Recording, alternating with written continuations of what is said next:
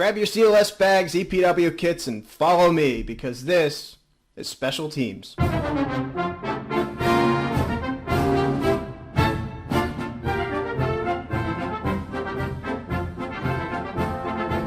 Welcome back to Army 105. I'm your instructor, Master Sergeant Andrews. This week we will talk about special teams. They're additional jobs that every soldier needs to be prepared to do on the battlefield. Let's take a look at this week's learning objectives. We're here to understand the role of special teams, understand casualty collection and evacuation, understand EPW search and security, and understand EPW processing. During patrols, special teams are organized to assist the patrol leader in non-standard tasks. Special teams are used when called upon during reconsolidation and reorganization. Special team members need training to ensure they can handle their assigned tasks. First thing I'd like to talk about are aid and litter teams. Aid and litter teams assist the patrol leader in collecting casualties from the battlefield, stabilizing them, and evacuating them if need be. They are not medical providers, but rather they're soldiers that have combat lifesaver skills and first aid skills. These are the skills we talked about last semester when we covered our week on first aid. This week we won't specifically talk about first aid, but just understand that the combat lifesaver is not specifically a medical provider. The basic equipment of the combat lifesaver is the CLS bag and the casualty's individual first aid kit, or IFAK. When casualties are collected, they're prioritized using one of three categories. There is urgent, patients in need of immediate medical evacuation. If untreated, they will die within 2 hours. Next is priority. Patients needing priority evacuation, if untreated, could die within 4 hours. Last are the routine patients. Patients may be delayed for evacuation and need to see a medical provider within 24 hours. Now let's talk about how we collect these casualties before we even treat them. Let's take a look at the whiteboard. Let's remember last time. We'll do a little art here. I'll grab this. We'll use black. And remember, this is our security position after we've just done a successful squad attack. If you remember back to our squad attack, our battle drills lanes, remember when we end up at a right angle. Support comes through, assault comes through, etc., etc. They set up right angle. They establish 360-degree security. So we'll say in this example, the squad leader has positioned himself here.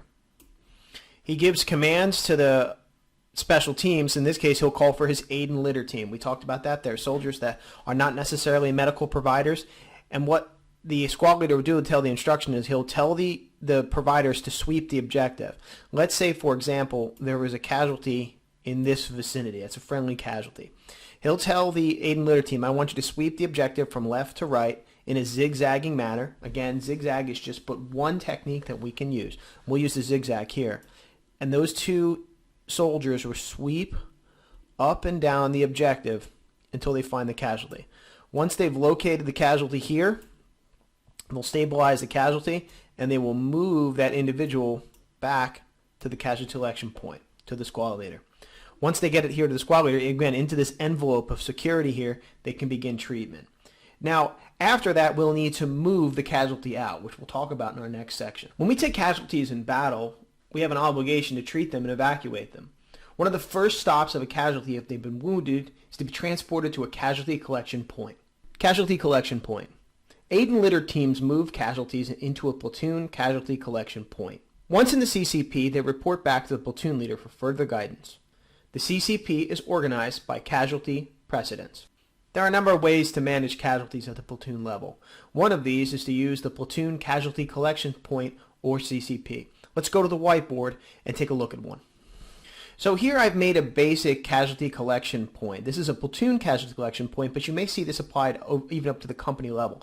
Now we've got here a group of patients by precedent, and we're going to put them together. So in this part, this red recommends urgent. This is casualties that need care within 2 hours.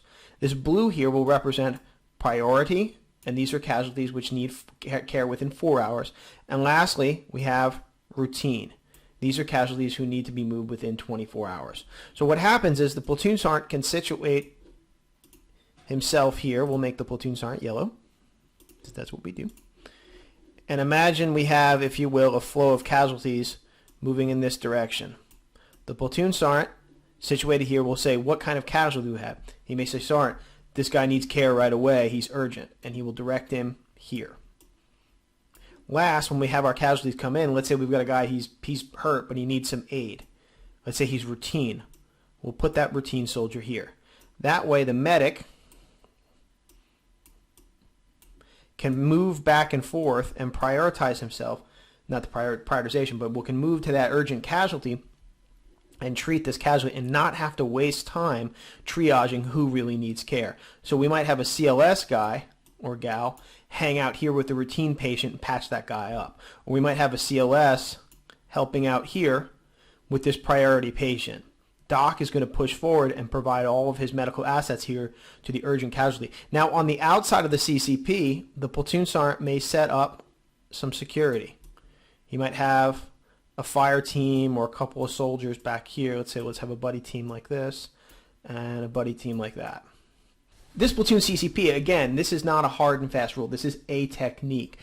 As a platoon sergeant, I have used this technique and I've also not used this technique. Sometimes I just get casualties behind some cover and I have the medics move around and treat those casualties. This platoon CCP is a idea, it is a standard, it is something which is aspired to, but it doesn't always happen.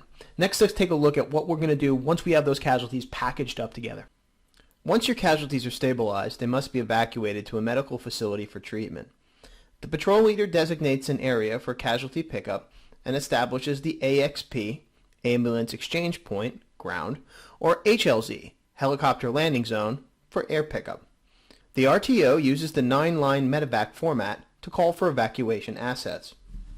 So let's talk about this Medevac stuff. Medevac, I think there's a lot of common misconceptions about Medevac that happens both in the service, active force, and ROTC. Medevac, simply put, is the process by which we take casualties from the battlefield and we move them up progressively higher levels of care.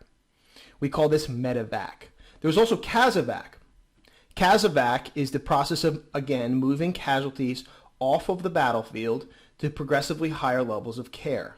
However, we need to combine that care with dedicated personnel and dedicated vehicles, platforms. We call these ambulances or casualty evacuation platforms. We have to have a platform, that's an air ambulance or a ground ambulance, and a dedicated medical personnel. Those two things together make a medical evacuation asset. If you're missing one of those two things, you have a casualty evacuation asset. When we say we want a medical evacuation, what we're actually saying is that we want an ambulance with a medic or a medical provider on board. If we're missing one of those things, we don't have the right stuff. Let's go to the whiteboard. So what we're looking at here is a model that I drew up for us, is how casualties are actually evacuated. We'll call this here, this red spot here, let's call this the point of injury. We might call this the battlefield or even a platoon CCP. Soldiers are moved, soldiers that are casualties are moved back to the casualty collection point. In this case, this will be a company casualty collection point. From here, our BAS or battalion aid station will push some kind of medical asset forward to grab the casualties. They'll grab them, they'll return them back to the battalion aid station, which has a physician's assistant or a surgeon to further stabilize and treat the casualty.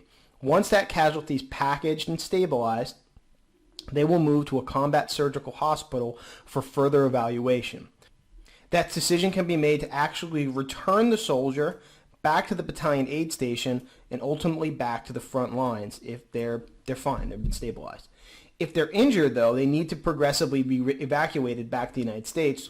They'll go to a logistics staging area that typically has assets, Air Force assets, to fly these soldiers back to Europe or directly to the United States, where they ultimately go home. Now, whenever we want to request medical assets from either the battalion aid station or the combat surgical hospital, we will use the 9-line Medevac. What the battalion aid station will typically send us is ambulances, ground vehicles. What the combat surgical hospital, in association with brigade command or battalion command, will actually fly helicopters all the way back to the casualty collection point. They can also send them to the battalion aid station. A Medevac request is the process of taking either ground ambulances, but typically what we talk about is medical assets flown, air ambulances, and actually flown them to the front lines of the CCP. The request that we'll use is the 9-line Medevac. We'll use the radio to make the request using the 9-line Medevac format. The 9-line medevac format is a standard form used to communicate the most essential information to request a aero medevac asset, namely a helicopter to come pick us up. The first thing that we want to know is our location. The location, using a 10-digit grid, is the location to the pickup site where we will pick up the casualty. Next, we will give them a radio frequency, call sign, and suffix. We will give them the actual radio frequency that we're speaking on, how to get in touch with us, basically, and what to call us if they're on the radio. So, for example, if I'm 16 Romeo or Bravo 16 Romeo, the medevac people need to know as they're approaching, as they're flying in, okay, Bravo 16 Romeo, this is dust off. We're 10 minutes out from your location. Next, they're going to want to know how many casualties we have, how many urgent, how many priority, how many routine. Line 4 will tell us, do they need to bring any special equipment? A hoist, a jungle penetrator, a ventilator. This is special equipment needed to stabilize our soldiers or to get them off the ground. We have to remember that these helicopters, that they don't prefer to hover over the pickup site. They like to almost land like an airplane might. A helicopter hovering over an objective is a very, very easy target to be shot down. We've seen that in films and movies. You may have seen this in Black Hawk Down, but the reality is that it's actually pretty easy to shoot down a helicopter. So the idea that they're going to hover over the top of you and send a specialized piece of equipment through the jungle to hook up a casualty on a basket and to bring them up, that's not always the reality of how these things work. Line 5, number of patients by type, litter, and ambulatory. Litter means they need a stretcher to be transported. Ambulatory means they can walk. That will judge how many air ambulances they need to send, because obviously patients on litters take up more room than patients actually sitting down. Line 6 is the security of the pickup site. No enemy, possible enemy, confirmed enemy. When we talk about line 6 and we talk about the enemy's posture on the objective, this will communicate to the dust-off people, that is the people who make the decision on which medical assets to push, on if they need additional security. So if there's no enemy in the area, they can feel a little bit more comfortable pushing those ambulances. If we have confirmed enemy in the area, that might mean they may need to send gunships. Let's say that the helicopter landing zone, we need to get these casualties out of here, and it's crawling with enemy. It's one thing to spin up 2 ambulances to fly over the objective and pick us up. It's an entirely different thing to send Apache gunships in with it. Now we have 4 helicopters, which means we have to have 4 crews, which means we have all these assets to fly in and grab us. We have to communicate that to the pilots, and we have to communicate that to the officers who make the decision on whether or not to launch these missions, because this is a calculus that they have to make. Next, we'll talk about line 7. These are methods of marking the pickup site. So we'll use panels, pyrotechnics, smoke, no markings, other markings. There's all kinds of specialized markings you can use, and we won't really belabor the point, but just understand there are different types of markings. Last, we want to talk about the patient's nationality and status. So we want to talk about U.S., foreign. Do we want to talk about allied, enemy, civilians on the battlefield? We want to tell them how many of these casualties. So again, this also goes back to using scarce medical resources. If we have 4 wounded enemy and no U.S., and then somewhere else on the battlefield there are 4 U.S. but no wounded enemy, the people have to make a decision on which helicopter to fly. They're going to fly to the U.S. first, all right? So again, this is more information for them to ultimately make a decision on what to send to us to pick our casualties up. Line 9 is NBC contamination. Is the area under chemical attack? Has it been subject to nuclear attack? Are there biological agents? What is the area contaminated? Also, in peacetime, you're also going to use line 9 for just a general description of the area to pick up. These 9 lines are absolutely important for medical providers and medical administrators to make decisions on what assets to push us. You have to be clear in your intent and also clearly communicate all of these 9 steps. If you're not, the ability to get our troops who are wounded off the battlefield can be greatly compromised. Make sure that you know this card, that you've memorized this card. It most certainly will be on the examination, but that you have a copy of it whenever you're forward in the field, because when the time you need to call one of these medevacs on that day will be very, very, very stressful, and you can't trust yourself to be just going, what's line 8? That's not always the reality. Have a copy of this 9-line medevac card and understand how to use it. Next, let's go over EPW and search. The patrol leader will sometimes need personnel to secure EPWs, that is, enemy prisoners of war, on the battlefield and search the surrounding area. The EPW and search team is called in for this task.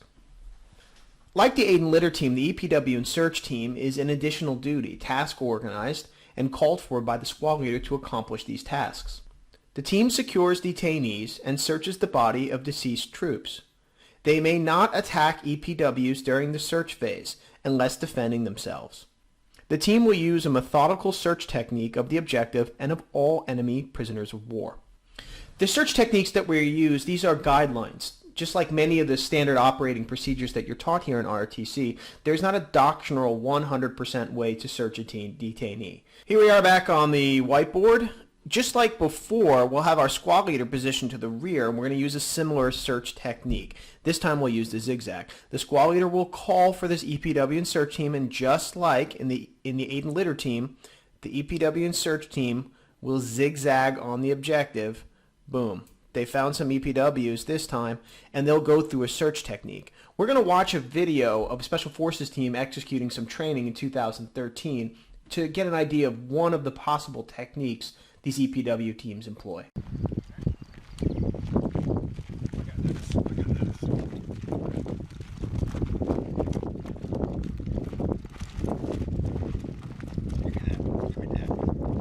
Don't fucking move him! Don't move him! If you had a grenade right there, BOW! What is laying on the front? Do it again, put it right back where it was at.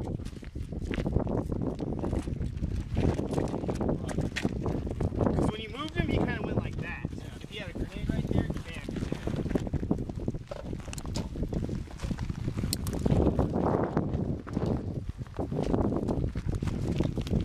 you're real quick though, when you did it, you took your weapon off the guy for a second to set the gun down. But in that scenario, just have your one gun just kind of pointed. Come on! Crack! Dive! You take us off. It's done. It's by the It's done. Okay, flip it. I'm gonna flip him. 1, 2, 3. Good.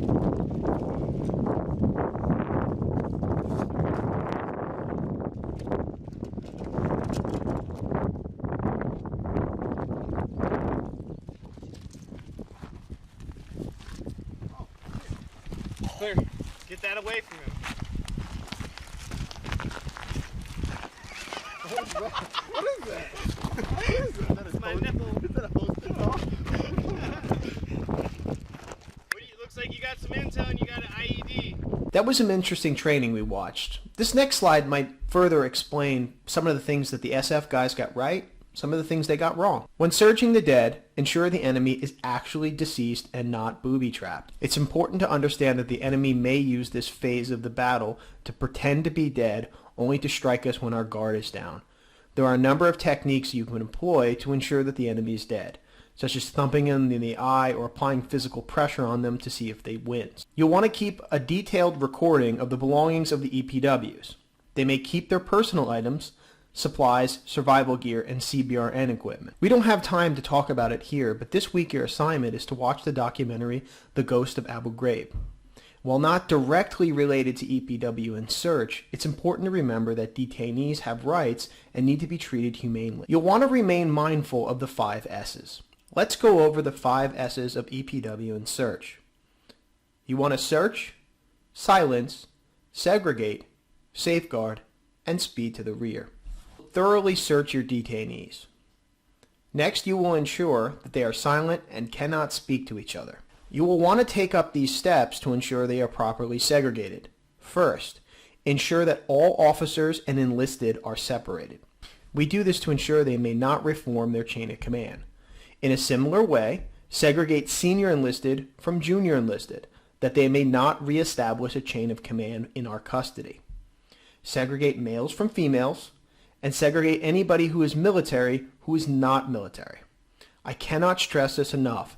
Break up any chain of command so they may not form a unit and escape while in our custody. This decreases the military effectiveness of these detainees, and more importantly, it prevents additional resistance. This ensures they may not organize to resist or escape. You'll want to protect the EPWs from further harm. You'll want to protect them from other EPWs.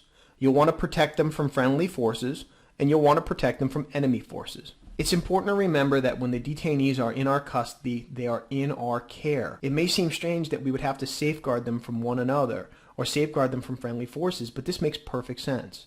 After you've watched Ghost of Abu Ghraib this week, you will definitely understand this. Last, we want to speed them to the rear. We want to arrange transportation to a higher headquarters. We want to properly interrogate and process the EPWs, and we want to remove those prisoners from familiar surroundings. Remember that our detainees have rights. Our EPWs have the right to receive sanitary living conditions, food, medical care, facilities for proper hygiene, opportunity to practice their religion. They may keep personal property. They may send and receive packages. They may select representation. They have a right to receive humane treatment. They have a right to receive a translated copy of these rights, and they have a right to request a translated copy of camp regulations. Now, these rights, as you've seen here, really apply more to soldiers guarding detainees in prison camps. You may, at some point in time, be required to guard detainees for far longer than you had anticipated. Typically, in the training scenario, we take somebody prisoner, and then they are magically spirited away. I'm here to tell you that sometimes you may be stuck with detainees for a very long period of time. Understand that these rights are not special privileges. In a sense, if you can't remember any of the things that we're supposed to do here, remember that you should treat them essentially as soldiers of your own to ensure that they have proper food. So, example, if you only have 10 rations and you have 5 detainees, you would cut the rations in half. You would not give them all of your food. You would not give them all of your shelter. They do not have privileges. Rather, they represent obligations that we have to detainees under international and U.S. law. Now let's go over our learning objectives. Today, you should understand the role of special teams, understand casualty collection and evacuation, understand EPW search and security, and understand the basics of EPW processing. I want to thank you for sticking with me today. If you have any questions, please don't hesitate to email me either through Elms or directly on my Gmail. Ensure that you do your discussion board, and I'll talk to you next week.